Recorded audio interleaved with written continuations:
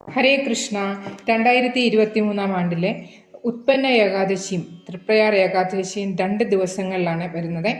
അപ്പോൾ അതുകൊണ്ട് നമുക്ക് അറിയാൻ 2 ഏകാദശി തീയതി എങ്ങനെയാണ് വരുന്നതെന്ന്. ഒന്ന് ഭൂരിപക്ഷ ഏകാദശിയും ഒന്ന് ആനന്ദ ഏകാദശിയും, അങ്ങനെ 2 തരത്തിലുള്ള ഏകാദശികളാണ് ഉള്ളത്.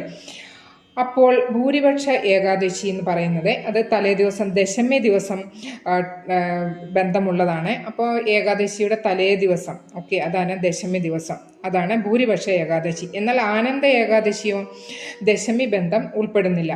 ഭൂരിപക്ഷ ഏകാദശി പിതൃക്കളുടെ ശ്രാദ്ധതിഥിയായിട്ടും നമുക്ക് ചെയ്യാവുന്നതാണ്. അതിനാൽ അതിനെ പിതൃപക്ഷ ഏകാദശി എന്നും വിശേഷിക്കപ്പെടുന്നു. ഭൂരിപക്ഷ ഏകാദശി കണക്കാക്കുന്നത് സൂര്യോദയം മുതൽക്കാണ്. ഭൂരിപക്ഷ ഏകാദശി ഗൃഹസ്ഥർക്കാണ് എടുക്കേണ്ടത്.